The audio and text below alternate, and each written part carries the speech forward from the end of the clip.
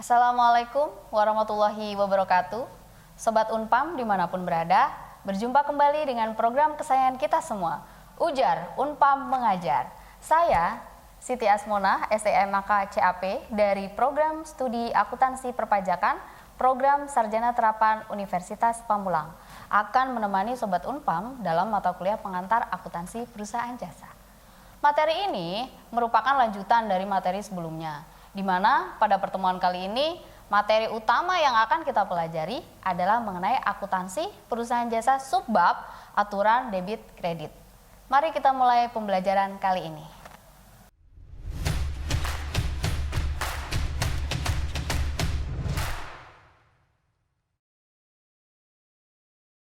Sobat Unpam dimanapun berada, mata kuliah pengantar akuntansi jasa adalah salah satu mata kuliah yang wajib yang harus dikuasai oleh mahasiswa program studi akuntansi perpajakan program sarjana terapan Universitas Pamulang.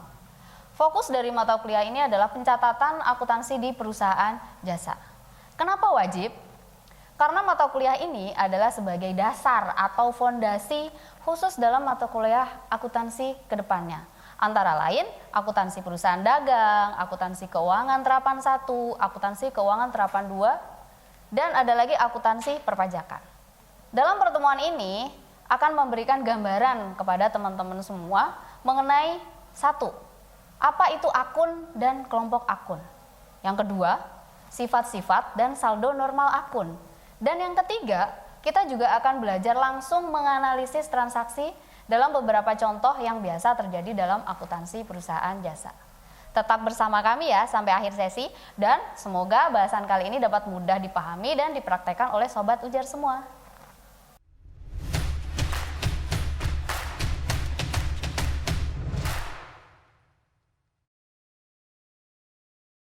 Sebelum masuk ke inti dari pembahasan, saya akan bahas sedikit terkait pengertian dari akuntansi. Apa itu akuntansi? Kemudian, apakah perbedaan perusahaan dagang dengan perusahaan jasa? Ya, kita lanjut ke materi dasarnya, apa itu akuntansi. Akuntansi merupakan suatu proses pencatatan, penggolongan, pengikhtisaran suatu transaksi keuangan dan diakhiri dengan penyusunan laporan keuangan. Nah, teman-teman, karena akuntansi merupakan suatu proses pencatatan, maka hal yang mendasar yang wajib dipahami oleh teman-teman semua adalah bagaimana persamaan dasar dari akuntansi yang sudah dibahas di pertemuan sebelumnya, di pertemuan kedua, dan bagaimana menganalisis transaksi dengan mengikuti aturan debit kredit akun. Hal ini merupakan langkah awal dalam siklus akuntansi sebelum proses jurnal dilakukan. Ya, jurnal ini akan teman-teman pelajari di pertemuan berikutnya. Jadi pada pertemuan kali ini kita hanya berfokus pada pengelompokan akun dan aturan debit kredit pada perusahaan jasa, bukan perusahaan dagang. Ya, perusahaan dagang akan kita bahas di semester depan. Apa perbedaan akuntansi perusahaan dagang dan akuntansi perusahaan jasa? Ya, teman-teman, dalam perusahaan jasa tidak memiliki persediaan barang dagangan untuk dipasarkan.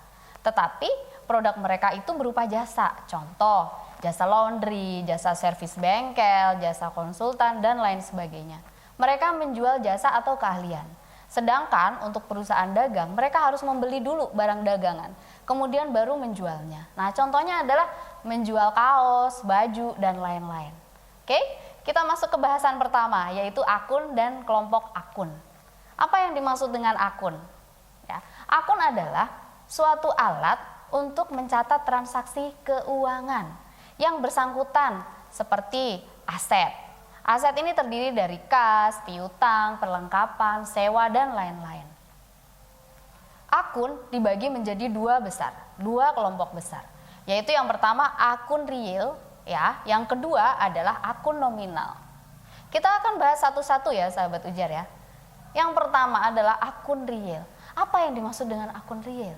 Ya, akun real adalah akun-akun yang pada akhir periode akuntansi termasuk dalam klasifikasi akun neraca, yaitu akun kas, piutang, perlengkapan, sewa dibayar di muka, kemudian ada peralatan, akumulasi penyusutan, dan lain sebagainya. Kemudian ada juga utang, utang jangka panjang, utang jangka pendek, modal, dan laba ditahan. Nah, untuk akun yang masuk dalam akun nominal adalah akun yang ada di laporan laba rugi seperti pendapatan, beban-beban ya, di sana ada beban sewa, beban gaji, beban iklan, beban penyusutan, beban telepon, beban listrik dan lain sebagainya. Akun nominal ini disebut juga akun sementara. Kenapa disebut akun sementara? Karena ya, akun ini akan ditutup pada setiap akhir periode akuntansi pada saat jurnal penutup.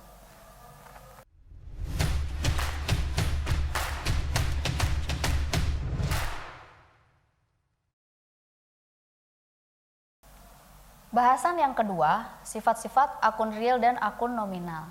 Sifat-sifat akun dalam akuntansi itu kita bagi menjadi 5 sesuai dengan kategori akun. Yang pertama adalah sifat akun aset atau harta. Akun aset memiliki saldo normal debit, kemudian sisi sebelah debit digunakan untuk mencatat penambahan asetnya. Sedangkan sisi sebelah kredit digunakan untuk mencatat penurunan aset. Yang kedua, kategori akun kewajiban atau utang. Akun kewajiban atau utang memiliki saldo normal sebelah kredit. Di sisi sebelah debit digunakan untuk mencatat penurunan utang. Sebaliknya, sebelah kredit digunakan untuk mencatat penambahan utang. Kategori akun yang ketiga adalah ekuitas atau modal. Akun ekuitas memiliki saldo normal kredit. Sisi sebelah debit digunakan untuk mencatat penurunan ekuitas, sedangkan sebelah kredit digunakan untuk mencatat penambahan ekuitas. Kelompok akun yang keempat adalah sifat dari akun beban. Akun beban memiliki saldo normal sebelah debit, sedangkan sisi sebelah debit digunakan untuk mencatat penambahan beban. Sebaliknya, sisi sebelah kredit digunakan untuk mencatat penurunan beban. Kategori akun yang terakhir, yaitu yang kelima, adalah akun pendapatan. Akun pendapatan memiliki saldo normal kredit. Sisi sebelah debit digunakan untuk mencatat penurunan ya. Kemudian sebelah kreditnya digunakan untuk menambah pendapatan.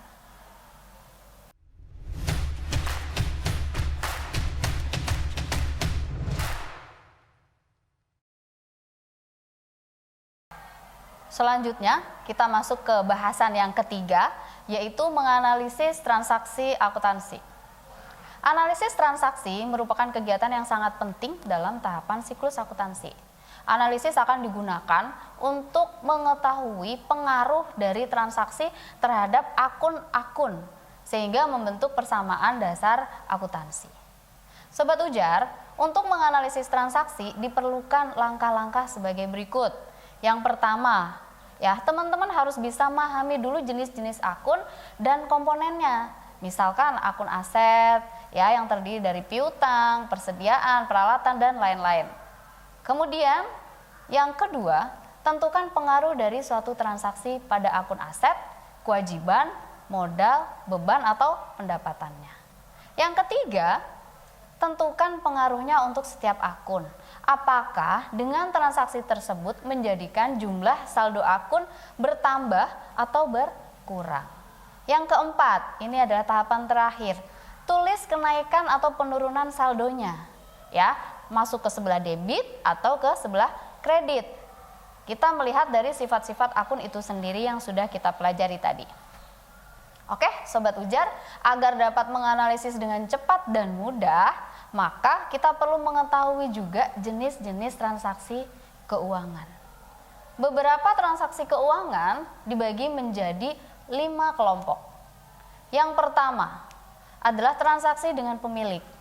Sebuah perusahaan didirikan pasti akan melakukan transaksi dengan pemilik. Biasanya terjadi di awal-awal periode transaksi dengan pemilik. Misalkan ya adanya setoran modal.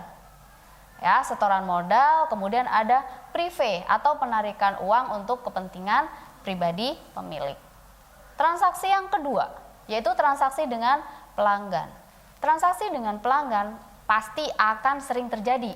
Ya, transaksi ini meliputi penjualan barang atau jasa kepada pelanggannya. Transaksi yang ketiga adalah transaksi dengan pemasok. Transaksi dengan pemasok ini seperti transaksi pembelian bahan baku, pembelian barang dagang, kemudian pembelian perlengkapan, itu masuk ke dalam transaksi dengan pemasok. Yang keempat adalah transaksi dengan kreditur. Beberapa contoh transaksi antara perusahaan dengan kreditur adalah transaksi penarikan pinjaman dan transaksi pelunasan pinjaman. Yang kelima adalah transaksi dengan penyedia nilai tambah. Transaksi dengan penyedia nilai tambah yaitu transaksi yang terjadi antara perusahaan dengan pihak lain yang memberikan nilai tambah kepada produk atau jasa perusahaan. Pihak yang memberikan nilai tambah ini misalnya karyawan pada perusahaan. Karyawan akan menyediakan tenaganya atau pikirannya untuk perusahaan, seperti membuat barang yang akan dijual kepada konsumen atau memberikan jasa atau pelayanan kepada konsumen.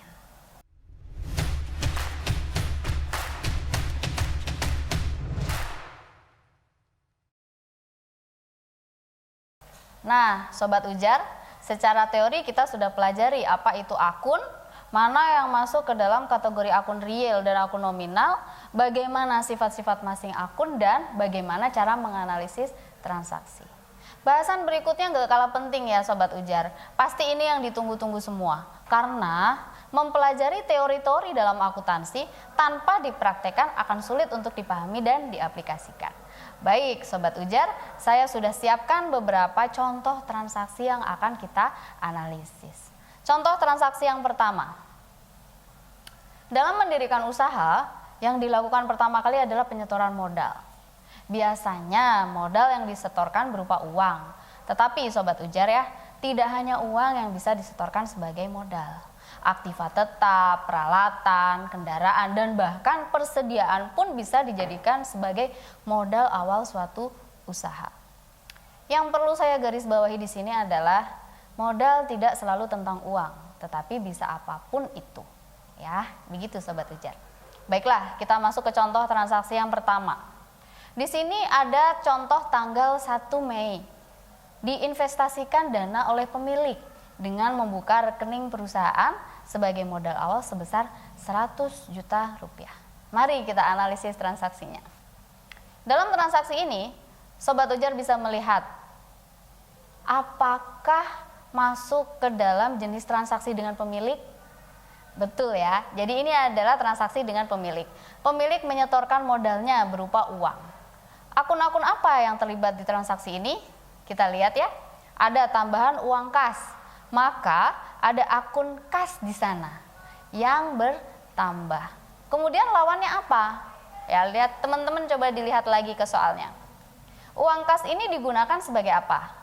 Modal ya. Jadi kas digunakan untuk modal, maka ada akun modal di sana. Apakah ada akun lain dalam transaksi ini, teman-teman? Tidak ada ya. Jadi, oke, kita selesai ke bahasan akun. Selanjutnya kita gunakan teori-teori dalam sifat akun yang tadi kita sudah pelajari. Yang pertama, akun kas. Dalam transaksi ini uangnya bertambah atau berkurang? Bertambah ya. Nah, akun kas masuk ke dalam kategori aset di mana sifat akun aset adalah penambahan dicatat sebelah debit. Lanjut ke akun berikutnya yaitu akun modal. Akun modal dalam transaksi ini bertambah atau berkurang? Bertambah. Nah, akun modal ini masuk ke dalam kategori ekuitas di mana sifat akun ekuitas adalah penambahan dicatat sebelah kredit. Lanjut ke yang ketiga. Setelah kita sudah membuat ya, menganalisis masuk debit atau kreditnya, kita sudah bisa mencatat transaksinya, teman-teman. Jadi kas bertambah sebelah debit 100 juta, kemudian modal bertambah sebelah kredit juga 100 juta. Kita masuk ke contoh yang kedua. Contoh yang kedua ini adalah terkait dengan pembayaran sewa ya. Pada tanggal 2 Mei dibayar sewa ruangan oleh pemilik untuk kegiatan usaha sebesar 3 juta. Mari kita analisis. Ya, Sobat Ujar, coba dilihat baik-baik transaksinya. Ini transaksi dengan siapa? Ya, transaksi ini dilakukan kepada pemilik atau bukan. Ya, transaksi ini ternyata dilakukan dengan penyedia nilai tambah.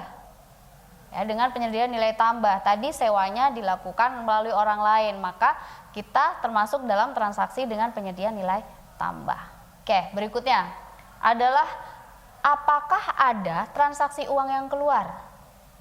Ada ya, ada pembayaran, maka ada akun kas yang berkurang di sana. Kemudian lawannya apa? Ya, teman-teman lihat, kas ini digunakan untuk apa? Ya, kas keluar digunakan untuk membayar sewa ruang kantor. Sewa ruang kantor masuk ke dalam akun beban. Jadi ada akun beban sewa di sana. Apakah ada akun lain terkait dengan transaksi? Tidak ada. Jadi hanya terkait dua akun saja. Sekarang mari kita analisis sesuai dengan teori sifat-sifat akun. Yang pertama, akun kas. Dalam transaksi ini, uang kasnya bertambah atau berkurang? Berkurang. Nah, akun kas yang masuk kategori aset, di mana aset dicatat pengurangannya di sebelah kredit. Kemudian yang kedua, beban sewa. Beban sewa bertambah atau berkurang? Bertambah. Nah, akun beban sewa ini masuk ke dalam kategori beban, di mana sifat akun beban adalah penambahan dicatat di sebelah debit. Nah, cara yang ketiga, kita tinggal melanjutkan mencatat transaksinya saja. Jadi kita catat beban sewa bertambah sebelah debit 3 juta dan kas berkurang sebelah kredit 3 juta. Oke, berikutnya ke contoh transaksi yang ketiga. Transaksi ketiga ini adalah pada tanggal 3 Mei membeli peralatan laundry, mesin cuci, setrika, ember secara kredit sebesar 8.500.000. Mari kita analisis juga akun-akun yang terkait dengan transaksi yang ketiga ini. Yang pertama adalah sebelum ke akun kita cek transaksi dengan siapakah transaksi ini. Ya, ternyata transaksi ini dilakukan dengan pemasok. Ya, kita membeli barang dari pemasok. Kemudian pembayarannya dilakukan secara kredit. Maka ada juga transaksi dengan kreditur, berarti ada dua jenis transaksi dengan pemasok dan kreditur. Berikutnya kita lihat adalah apakah ada uang yang keluar dari kasir? Tidak ada ya, karena dibeli dengan cara kredit. Maka karena dibeli dengan kredit akan ada akun utang di sana. Utang kepada kreditor untuk apa? Membeli peralatan laundry. Nah, penambahan peralatan laundry ini akan menjadi apa lawannya, teman-teman? Akun peralatan. Benar, jadi ada akun utang dan akun peralatan atas transaksi ini. Oke, sekarang kita analisis satu persatu. Yang pertama adalah akun utang. Dalam transaksi utang bertambah atau berkurang? Coba. Bertambah. Jadi kita ada nambah utang kepada pemasok. Ya, sesuai dengan sifat dari akun hutang bahwasanya penambahan dicatat di sebelah kredit. Ya. Kemudian yang kedua, akun peralatan. Dalam transaksi ini peralatan bertambah atau berkurang? Bertambah. Nah, berarti ada akun peralatan masuk dan bertambah dicatat di sebelah debit. Yang ketiga, kita tinggal mencatat hasil dari analisisnya tadi. Ya, bahwa ada peralatan bertambah di sebelah debit 8.500.000 plus utang usaha bertambah di sebelah kredit 8.500.000.